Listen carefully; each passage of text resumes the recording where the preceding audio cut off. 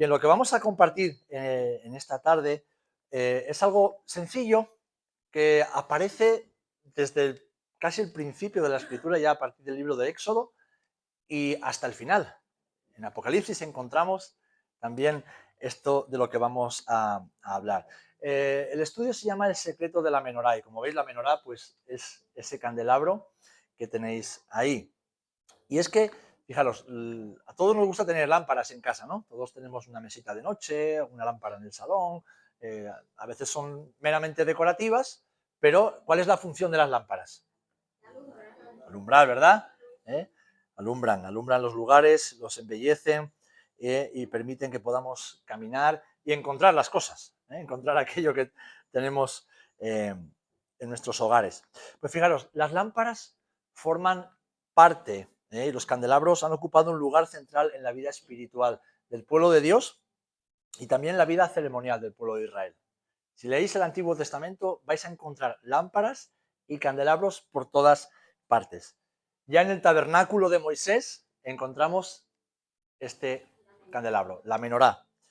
Y cuando vamos a las celebraciones encontramos diferentes tipos de lámparas. Cada lámpara tiene un significado distinto, un significado espiritual que hoy vamos a estudiar, y es un significado que está relacionado con la revelación, apúntate esto, con la revelación, con la presencia y con la luz de Dios. Hoy vamos a hablar de esas tres cosas. Vamos a estudiar a través de diferentes lámparas, diferentes candelabros que encontramos en la Escritura, la revelación, la presencia y la luz de Dios. Fijaros, la primera referencia que encontramos en la Biblia en cuanto a las lámparas o una orden que Dios da, la encontramos ahí en Éxodo capítulo 25, versículos 31 y 32, yo los he sintetizado, y es una orden que Dios le da a Moisés en cuanto a parte del mobiliario del templo, ¿sabéis? Bueno, el templo, el tabernáculo. Sabéis que cuando el pueblo de Israel sale de Egipto, vagan por el desierto y después de un tiempo llegan a la falda del monte Oreb, el monte Sinaí, y en el monte Sinaí el Señor le ordena a Moisés que suba y que reciba lo que conocemos como la ley, los mandamientos, la Torá, pero además también ahí el Señor le da órdenes para construir una casa, un lugar en medio del campamento de Israel. Israel estaba dividida en 12 tribus, había 4 tribus en cada punto cardinal, 3 tribus en cada punto cardinal del campamento, y en medio estaba el tabernáculo. Dentro de ese tabernáculo encontramos diferentes utensilios. ¿Acordáis la película de Indiana Jones?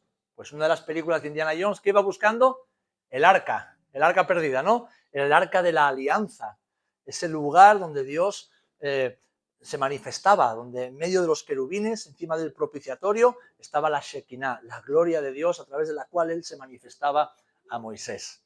Era ese lugar donde se esparcía la sangre de los sacrificios el día de la expiación. Ese lugar desde donde Dios moraba en medio de su pueblo. Bueno, pues en ese tabernáculo una de las instrucciones que el Señor le da es que se alumbre. ¿Y cómo se alumbra? Con una lámpara. Una lámpara muy grande, hecha de oro macizo, como esta que veis ahí, ¿vale? Esa es la menorá. Ahora, fijaros, aquí dice, harás además un candelero de oro puro y saldrán 6 brazos de sus lados. Es decir, tiene, como veis, un brazo central y luego 3 brazos a cada lado, lo que nos da un total de 7 brazos. Ahora, mirad, en la Biblia la lámpara representa estas cosas. 1, la presencia de Dios. La santidad divina. La verdad de Dios. La dirección espiritual y la vida de Jesús. Cuando Dios nos quiere hablar de manera simbólica, claro, ahora ya tenemos a Jesús, ahora ya tenemos la revelación, ¿no? Ya no hace falta que haya símbolos ni tipos, pero estamos en el Antiguo Testamento, estamos miles de años antes de que Jesús fuera revelado.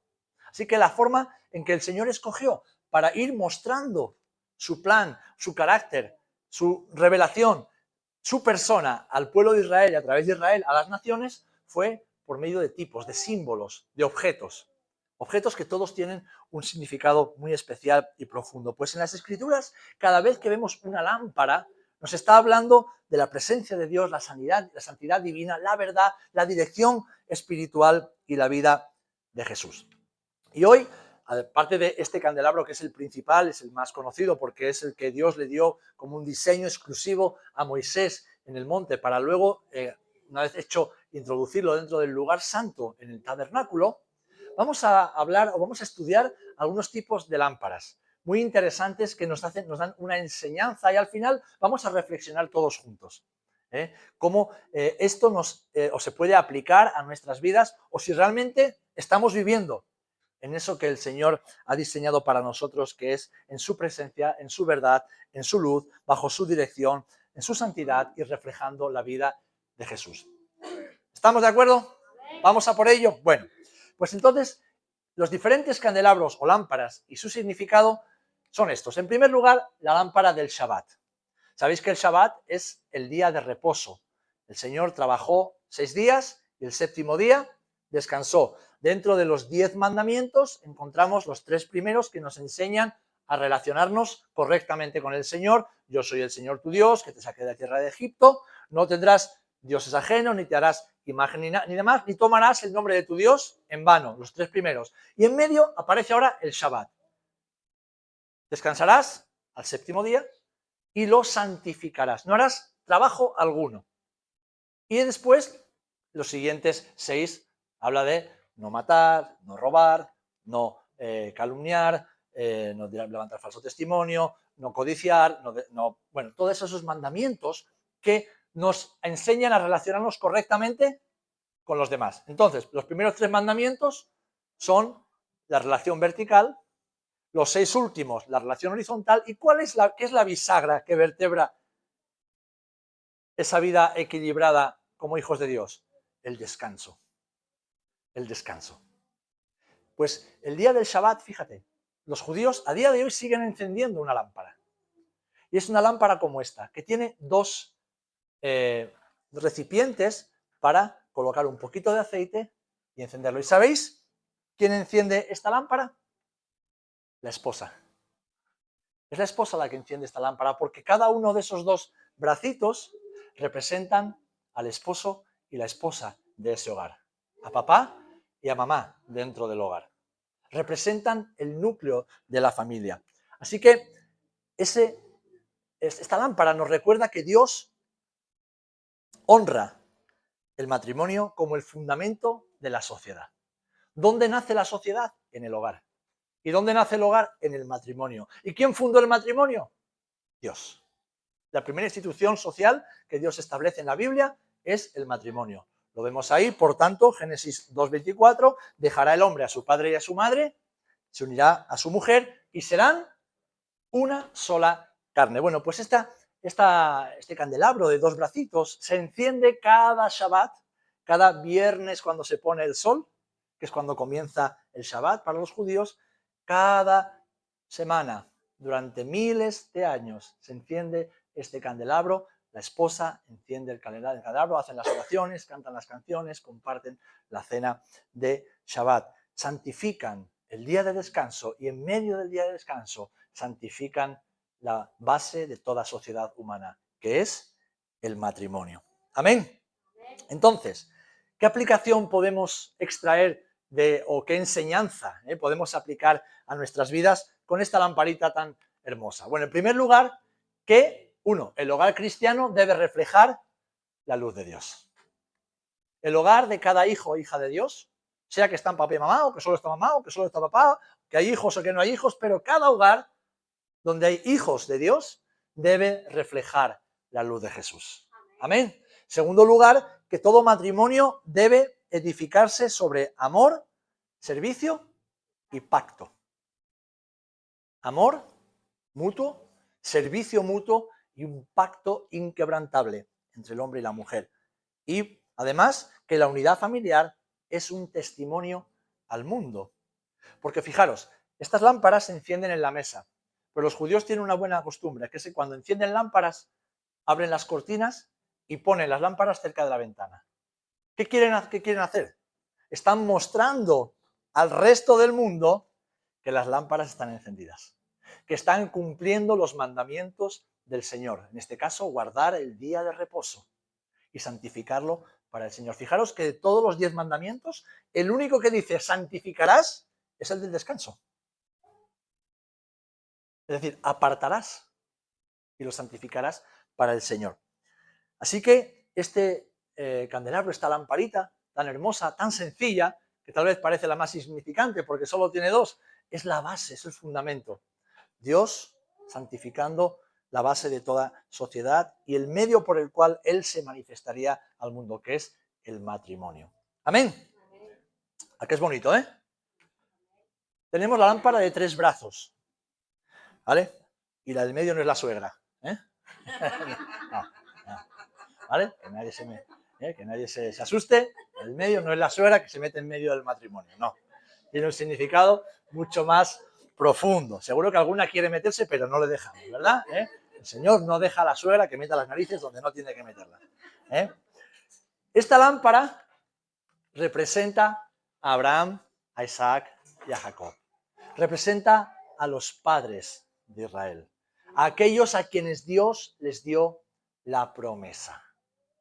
Y fijaros, esto nos recuerda que Dios es un Dios de pacto y fidelidad generacional. Es decir, que las promesas de Dios trascienden y alcanzan a las generaciones. Que si tú y yo somos fieles en, 1, creer a las promesas de Dios y 2, caminar en ellas, nuestros hijos, nuestros nietos, las futuras generaciones serán bendecidas y alcanzadas por la misericordia y la fidelidad de Dios. Y esto yo lo puedo asegurar porque yo soy la 4ª generación de creyentes. Mis hijos son la 5ª generación de creyentes. En este país donde hasta hace 45 años era ilegal no ser católico apostólico romano. Donde muchos de nuestros hermanos, que ahora ya están con el Señor, estuvieron en la cárcel. Fueron perseguidos. Bueno, mis abuelos eran perseguidos. Mis abuelos eran humillados y mis abuelos eran insultados por sus vecinos. A mi abuelo intentaron matarlo varias veces por ser creyente, por ser un discípulo de Jesús. Mi mamá se pasó toda su infancia sentada en el cole en una silla aparte. Nunca la dejaron jugar con los compañeros, porque quien daba la clase era el cura, y el cura decía que como ella era hija de evangélicos, que tenía el demonio dentro. Eso lo vio mi mamá. Pero mi bisabuela fue fiel. Mis abuelos fueron fieles. Mis papás han sido fieles. Mi esposa y yo nos esforzamos por ser fieles. Y la fidelidad de Dios alcanza a la 5ª generación. Y así sucesivamente. ¿Por qué? Porque Dios es fiel. Y esta lámpara nos recuerda que el Dios en quien hemos creído, el Dios de Abraham, de Isaac y de Jacob, el Dios de Moisés, el Dios de Elías, el Dios de David, es un Dios fiel, que siempre cumple su palabra si creemos y caminamos en sus promesas. Amén. Entonces, ¿qué aplicación práctica podemos extraer de este elemento tan sencillo pero tan hermoso? Bueno, en primer lugar, que la fe debe transmitirse a las siguientes generaciones. Cada vez que miremos a esta lámpara de 3 brazos, debemos recordar que nuestra fe no es una fe secreta, ni es una fe que deba guardarse solo para nosotros. La fe debe transmitirse a las futuras generaciones, y no solo de palabra, sobre todo con el ejemplo. Nuestros hijos, nuestros pequeños, deben ver a Jesús en cada gesto, en cada acto, en cada actitud. Porque nuestros hijos no creen lo que nosotros creemos. Nuestros hijos creen lo que ellos ven en nosotros. Por eso, la fe debe transmitirse a las nuevas generaciones. El creyente debe vivir dejando una herencia espiritual.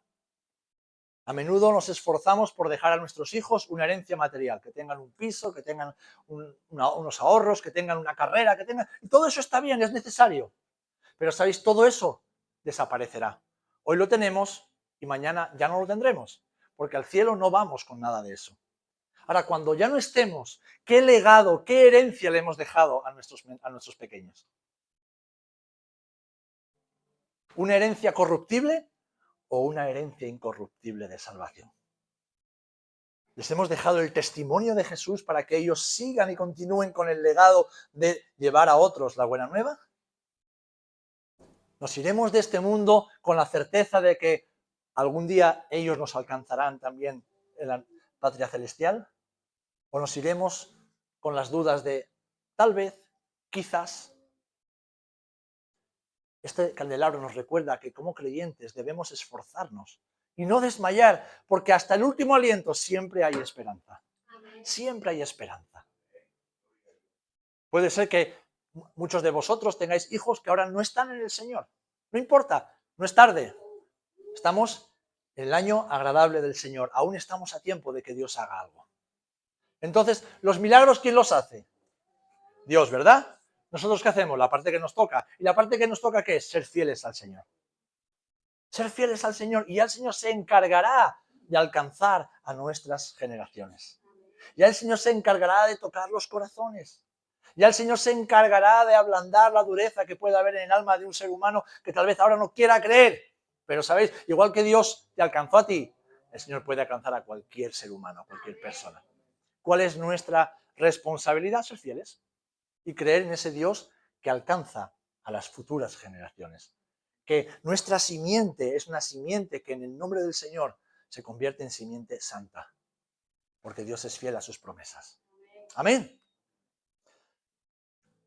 Este candelabro nos recuerda que la fidelidad de Dios permanece a través del tiempo.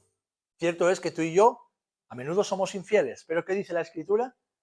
Que aun cuando nosotros somos infieles, Él permanece fiel. ¿Por qué? Porque Él no puede negarse a sí mismo. Su naturaleza, su carácter es la fidelidad. Por lo tanto, imitamos su carácter, confiando en que Él cumplirá esa promesa, y oirá nuestro clamor, nuestra oración, nuestro ruego, nuestra súplica por nuestros hijos, por nuestras generaciones.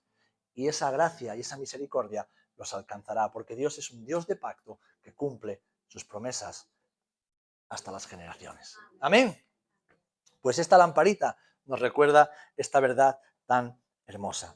Ahora saltamos y no encontramos una de 4, sino que saltamos a una de 5 brazos, y esta empieza a ser un poquito más compleja, más adornada, y lo que esta lámpara dentro del judaísmo representa es la Torá, los 5 primeros libros de la Biblia, el Pentateuco. Representa la ley que Dios le dio a Moisés y por lo tanto al pueblo de Dios y a toda la humanidad en el monte Sinaí. Representa Génesis, Éxodo, Levítico, Números y Deuteronomio. ¿Qué simboliza esta lámpara? Pues simboliza la palabra de Dios como luz para el camino de los hijos de Dios. Como luz para el camino de los creyentes. De hecho, si leemos en el Salmo 119, 105, un pasaje que todos conocemos bien, ¿no? Lámpara es a mis pies tu palabra y lumbrera a mi camino. Cuando vemos este candelabro, estamos viendo esa ley que Dios le dio al ser humano para meditar en ella, para conocer al Señor, para conocer su voluntad y para tener luz en el diario caminar de cada día, de cada creyente. Esta lámpara simboliza la luz de la palabra de Dios para todos aquellos que confían y se acercan a ella. ¿Amén? Entonces, ¿qué aplicación podemos tener para nosotros? Bueno, en primer lugar, que el creyente, ¿qué necesita? Necesita dirección bíblica diaria. Cada mañana nos levantamos, vamos a la nevera, tomamos algo para desayunar, después a media mañana tal vez un pisco labis, como dicen algunos, algo para picar, para matar el gusanillo. El problema es que algunos tienen el gusanillo bien gordo porque está todo el día picando. Después vamos al mediodía y comemos. A media tarde merendamos, no vaya a ser que el gusano pase hambre. Y ya llega la noche y como hay que estar 8 horas durmiendo sin comer, le damos ahí caña al buche y seguimos comiendo. Comemos todos los días, comemos muchas veces y comemos mucho. Porque luego estamos siempre llegando a junio, operación bikini. Bueno, yo me he probado todo lo que necesito para el verano y estoy tranquilo porque de momento las chanclas me valen. Lo demás no tengo mucha esperanza, pero por lo menos ya las chanclas me entran. Mi mujer está contenta porque voy a comprarme un bañador nuevo. Dice que voy siempre con el bañador de 3 veranos anteriores. Bueno, bromas aparte. bromas aparte, todos necesitamos comer, alimentarnos diariamente de la palabra del Señor. No debemos pasar ni un solo día sin alimentarnos de esa palabra. Porque sin esa palabra pasamos hambre y no tenemos luz. Andamos en oscuridad. No se puede caminar en luz si ignoramos la palabra del Señor, porque esa palabra es luz, es lumbrera, es lo que cuando hay que tomar decisiones importantes, el Espíritu Santo nos recuerda. Jesús lo dijo, y el Consolador vendrá y Él os recordará todas las cosas que yo os he enseñado. Él os guiará a toda la verdad. Él alumbrará vuestro entendimiento. La palabra de Dios es esa luz que todos necesitamos cada día. Y además, la obediencia a la palabra del Señor es la que trae claridad espiritual. Una de las oraciones más poderosas y necesarias que debemos hacer cada día es: Señor, dame sabiduría. Dame sabiduría para hacer lo correcto, para tomar las decisiones correctas y hacerlo con valentía, con determinación, con plena confianza en que aquellos que hacen tu voluntad son más que vencedores. Amén. Entonces, esta lámpara que nos recuerda a la ley de Dios, nos recuerda que esa ley es luz, es vida, es esperanza y es un camino seguro para cada uno de nosotros. Amén. Ahora llegamos a la más conocida de todas, que es la menorá. Ese candelabro, ese candelero, esa lámpara enorme. Bueno, de hecho, algún día os enseñaré alguna foto que tengo en la lámpara que hay. Este candelero está en el centro del barrio judío en Jerusalén, a tamaño real, y a tamaño real es más alta que yo, ¿vale? Y está hecha de oro macizo, de hecho está en una urna de cristal blindado. Si te acercas al cristal y lo tocas, saltan las alarmas por todo el barrio. Es curioso. Pero es que esa lámpara es la que, cuando los judíos dicen que construirán el tercer templo, van a introducir dentro del lugar santo. Ya está preparada la lámpara y está ahí expuesta en medio de Jerusalén. Yo tengo varias fotos delante de ese candelero, de esa menorá, que está hecha literalmente siguiendo las instrucciones que Dios le dio a Moisés. Claro, los judíos, ¿que han hecho? Pues han ido a la Biblia, han leído la Biblia y de ahí han extraído las instrucciones. Y esa lámpara ya está preparada para ese futuro templo, que muchos creen que se construirá en Jerusalén. Bien, pues este candelabro, como veis, tiene 7 brazos. ¿Y qué simboliza este candelabro en la Biblia? A mí es el que más me gusta, porque es el que Dios le dio a Moisés. Los otros son obras que los seres humanos, el pueblo judío, ha creado para dar un cierto simbolismo y con símbolos poder entender las verdades profundas de Dios. Pero en cambio este es un candelero que Dios mismo diseñó en su corazón y se lo dio al hombre. Y lo que simboliza es la presencia continua de Dios. La menorá simboliza la presencia continua de Dios en medio de su pueblo, en medio de sus escogidos. De hecho, leemos en Levítico 24:2, mandarás a los hijos de Israel que le traigan aceite puro para hacer arder continuamente las lámparas en el tabernáculo. Esta lámpara estaba encendida las 24 horas del día, los 365 días de la semana. Simboliza la presencia de Dios que alumbra en medio de su pueblo. Se colocó en el lugar santo, en el tabernáculo, y luego cuando Salomón construyó el templo en Jerusalén, se colocó dentro del lugar santo, ya en un lugar mucho más espacioso, en el templo de Jerusalén. Ahora, lo que esta lámpara representa, en primer lugar, es la luz divina. Cada vez que miramos a este candelabro, a la menorá, estamos siendo alumbrados por la luz de Dios. Además, representa la comunión con Dios, porque podemos verle cara a cara, podemos acercarnos a Él. Representa la plenitud espiritual. ¿Por qué? Porque tiene 7 brazos, y en la Biblia el 7 es el número que representa la perfección de Dios. 6 días trabajó y el 7º descansó. 7 semanas, 49 semanas, 7 por 7, 49, 70 semanas. El número 7 representa la perfección y por lo tanto también representa esa perfección divina. Dios es perfecto.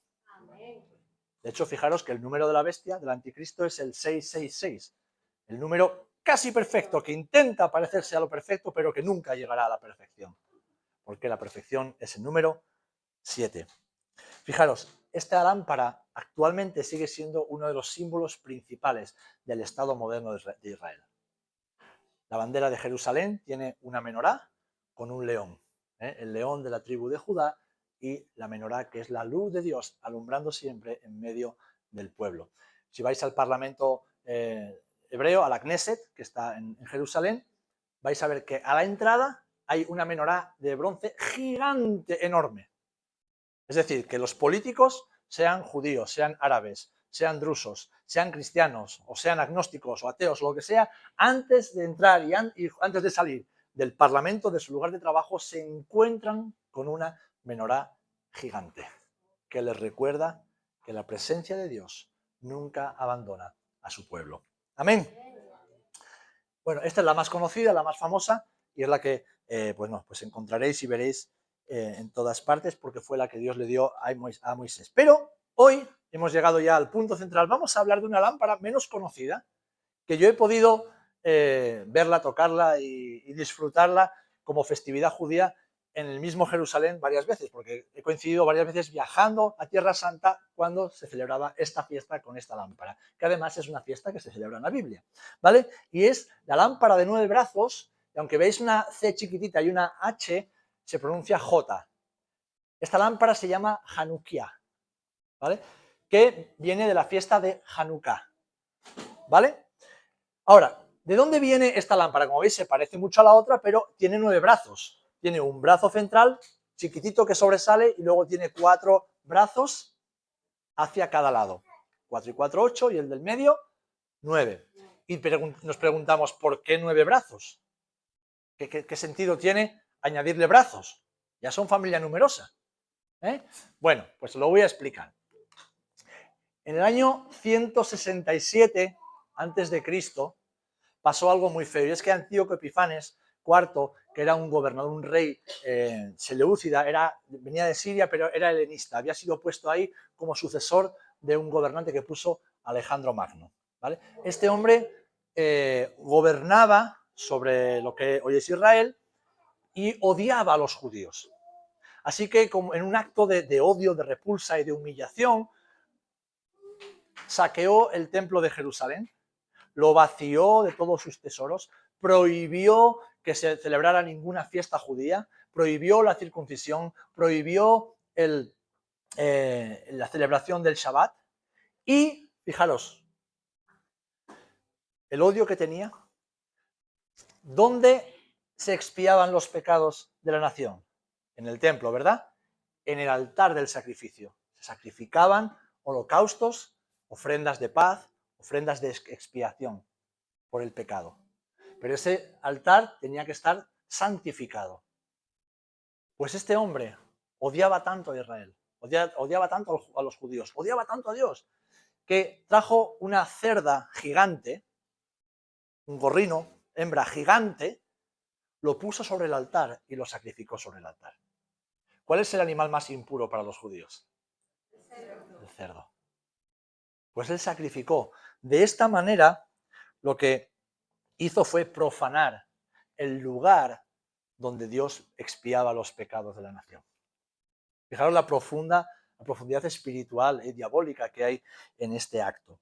Bueno, durante unos años esto fue terrible porque la nación sufrió el maltrato, el abuso y la violencia, pero había una familia de guerreros judíos, que ahora cuando los nombres los vais a reconocer, que venían de una familia sacerdotal, que después se convirtieron en una dinastía, la dinastía asmonea, que hicieron cosas increíbles en Jerusalén, los macabeos, la familia de los macabeos. Estos lideraron una revuelta que empezó como, pequeñas escaramuzas, hasta que el pueblo se unió y consiguieron derrotar al imperio seleucida, ¿de acuerdo? Y ya en el año 160 consiguen liberar Jerusalén, consiguen deshacerse del yugo de los seleucidas y restauran, la santidad del templo, purifican el altar, limpian todo, eliminan todos los ídolos, quitan todas las costumbres helenísticas griegas que los seleucidas habían introducido y restauran todo el ritual, las ceremonias, el sacrificio, la santidad en el templo de Jerusalén. Ahora, ¿qué sucede? que habían pasado tantos años donde no se fabricaba el aceite para las lámparas. Y el aceite para las lámparas tenía que ser el aceite de la primera prensa. No valía un aceite cualquiera. De hecho, ¿sabéis lo que significa Getsemaní? Getsemaní en hebreo es prensa de aceite. Jesús oró, su última oración fue prensado, donde sudó gotas de sangre, en una prensa de aceite. El huerto de los olivos, que está enfrente del monte de los olivos, enfrente junto de donde estaba el templo, de ahí se extraía mucho del aceite que los sacerdotes utilizaban. Era la primera prensa, pero claro, durante años no se había permitido sacar este aceite. Así que cuando van a restaurar el templo y van a dedicar el templo, ¿qué se encuentran? Que hay aceite para un solo día. Pero para poder santificarlo, hacen falta aceite como mínimo para 8 o 9 días. Pero solamente había aceite para un día. Bueno, según la tradición judía, con el aceite para un día se encendió la lámpara durante 9 días. No faltó el aceite. ¿Vale? No sabemos a ciencia cierta cuánto hay de tradición, cuánto hay de milagro, cuánto hay de verdad o no es verdad. Lo cierto es que a partir de ese día se conmemora la fiesta de la dedicación. A día de hoy se sigue celebrando Hanukkah en Israel después de 2200 años y en el Nuevo Testamento se menciona la fiesta de Hanukkah a la cual Jesús acudió.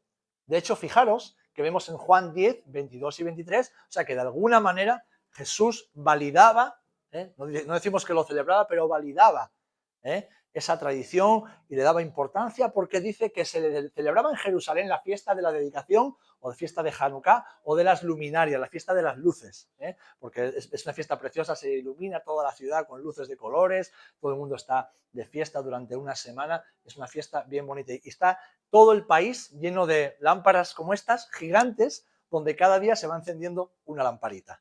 Entonces sabes en qué día de la fiesta estás porque puedes contar las lamparitas que se han encendido. Es una fiesta preciosa. Y luego vas a todos los lugares, ahí sí que te pones gordo. Porque vas a las tiendas, vas a los restaurantes, vas a los bares, vas a los hoteles. En el hall del hotel está lleno de pastelitos. Y son gratis. Son gratis. Puedes cenar todos los días sin pagar un duro. ¿Eh? ¿Eh? ¿Eh? Bueno, dice que se celebraba en Jerusalén la fiesta de la dedicación. Era invierno, porque Hanukkah se celebra en invierno. De hecho, a menudo coincide con la Navidad cristiana. Es muy similar. Qué curioso, que Jesús vino al mundo, la luz del mundo vino al mundo y coincide con la fiesta de la dedicación o de las luces. ¿Vale? Bueno, en la Biblia no hay coincidencias, no hay casualidades. Y Jesús dice que andaba en el templo por el pórtico de Salomón. Es decir, Jesús subió a la fiesta de Hanukkah. Jesús vio todo este ritual, cómo se iban encendiendo las lámparas una a una. Ahora, vamos a llegar al meollo porque quiero hablaros del secreto que nos encierra esta lámpara y que es tan importante para nuestras vidas. El secreto del Shamash. Como veis, hay 9 brazos y hay uno que ahí resalta un poquito, pero es más chiquitito. Si te fijas, desde la base sería esta, ¿vale? De donde nacen los brazos. Este es el más corto, los demás son más largos, ¿verdad? Porque nacen de aquí, nace de aquí, ¿vale? Este es el más chiquitito. Ese en hebreo se le llama Shamash. ¿Sabéis lo que significa Shamash en hebreo? Siervo. Ese bracito chiquitito es el siervo. Es el que sirve a los demás brazos. Este es el primer brazo que se enciende en la fiesta de Hanukkah. Y a partir de este brazo se encienden todos los demás, uno cada día. Y esto contiene un profundo simbolismo profético que apunta directamente a Jesús. Y lo vamos a descubrir. En primer lugar, el Shamash nos presenta a Jesús como el siervo perfecto. Leemos en Marcos 10:45, porque el Hijo del Hombre no vino ¿a qué? Para ser servido, sino que vino para servir. Jesús vino en humildad, como leemos en Filipenses capítulo 2, para traer salvación y para traer vida, vino para servir a la humanidad. Eso sus discípulos no lo entendían porque era el rabino, era el maestro, era el Mesías, era Dios encarnado, era un rey. ¿Cómo se te ocurre lavarnos los pies si los pies lo lavan los esclavos? Y además los esclavos de más bajo rango. El esclavo que menos mandaba en la casa, ese es el que lavaba los pies. Pues este pequeño candelabro, este pequeño brazo nos recuerda que Jesús, siendo el rey, vino a servir como el siervo perfecto. Ahora, ¿cómo podemos aplicar eso en nuestras vidas, hermanos? En primer lugar, que el liderazgo cristiano o el servicio cristiano se basa precisamente en esto, en servir. En servir. ¿Quieres que Dios haga grandes cosas en tu vida? ¿Sí? ¿Quieres que Dios te use? Pues hay que servir. Como se dice coloquialmente, el que no sirve para servir, no sirve. Servir. Imitar a Jesús es servir. Empezando por nuestro hogar, por las personas que Dios ha puesto bajo nuestra responsabilidad. Por su casa, por la iglesia. Servir. Y por servir a esta sociedad, a este mundo que está necesitado. Servir. El verdadero ejemplo que Jesús nos deja, que vemos en este bracito de esta lámpara, es servir. Es el brazo más pequeño, pero es donde comienza todo. Es donde comienza todo. La verdadera grandeza en el reino de Dios está en la humildad. Está en la humildad. En el mundo los grandes son los poderosos, ¿verdad? Los prepotentes, los orgullosos, los que tienen poder, los que tienen autoridad y la ejercen, se enseñorean, como decía Jesús. Pero en cambio, en el reino de Dios, dice Jesús que hasta el más pequeño es mayor que Juan el Bautista, y Juan el Bautista es considerado como el mayor y más grande de los profetas. Pero en el reino de Dios, hasta el más pequeñito es más grande que Juan. Podríamos decir que es el reino del revés, ¿verdad? Pero es que la grandeza en su reino se mide por la humildad. Así que el creyente debe reflejar el carácter de Jesús. Porque si Él es el siervo perfecto y debemos imitarle, debemos imitar su ejemplo de servicio. Y como veíamos antes en la imagen, lavarnos los pies los unos a los otros. Amén. En segundo lugar, el Shamash como figura de Jesús nos recuerda que Jesús es la luz verdadera. Dice Juan 1.9, aquella luz que alumbra a todo hombre venía a este mundo. Y leemos en Juan 8.12, yo soy la luz del mundo, afirma Jesús. El que me sigue no andará en tinieblas. ¿Qué nos enseña esto? Que la humanidad vive en oscuridad. El ser humano está en la más profunda oscuridad, apartados de Dios. Y solamente Jesús puede iluminar los corazones. Solamente Cristo puede iluminar los corazones, como hizo contigo y conmigo, y como lo sigue haciendo cada día, ¿verdad? Cada día el Señor alumbra nuestros corazones con su amor y con su verdad. Entonces, sin Cristo no hay una verdadera dirección espiritual. Podemos ser muy listos, haber cursado muchos estudios, tener másteres universitarios y todo lo que tú quieras, pero si no tenemos a Jesús en nuestra vida, en nuestro corazón, andaremos en oscuridad y en tinieblas. Porque además es que la luz de Jesús, en primer lugar, revela lo que nos separa de Él. ¿Qué nos separa de Dios? El pecado. Jesús revela precisamente eso, el pecado. Él no esconde el pecado. No lo llama, como estudiábamos ayer los hombres, no lo llama un problemilla. Bueno, es una tendencia, es una debilidad. No, es pecado. El pecado, Dios lo llama pecado, porque es la peor enfermedad que tiene el ser humano. Pero además, Jesús revela la verdad. Revelándose a sí mismo, revela la verdad. Y cuando revela la verdad y saca a la luz el pecado, nos enseña el camino que nos lleva a cumplir su propósito. El creyente necesita permanecer cerca de Jesús para no apagarse espiritualmente. Podríamos decir que Jesús es esa lámpara encendida en nuestros corazones. Nosotros somos esa lamparita. Fijaros que Jesús es de oro. ¿Nosotros de qué somos? De barro. Nosotros somos de barro. Somos lámparas de barro, somos frágiles, nos hemos quebrado muchas veces y el Señor constantemente nos restaura, nos sana hasta que nos da la forma perfecta. Y esa forma definitiva la tendremos en el cielo. Aquí seguiremos siendo siempre de barro. Amén. Pero tenemos la luz de Jesús. Tenemos la luz de Jesús encendida en nuestros corazones. Ahora debemos permanecer cerca del Señor para que esa luz alumbre. Amén. ¿A dónde apunta todo esto? Ya voy concluyendo. Bueno, pues algo súper importante. Somos llamados a ser luz en un mundo de oscuridad. En un mundo de oscuridad, tú y yo somos llamados a ser luz. Porque Jesús no solamente es la luz, Él es la luz, pero además nos llama a ser luz en medio de este mundo y a reflejar su luz en un mundo de oscuridad. Como veis ahí, muchas lamparitas, unas más grandes, otras más pequeñas, unas más gorditas, otras más flaquitas, pero todas con un mismo propósito, alumbrar.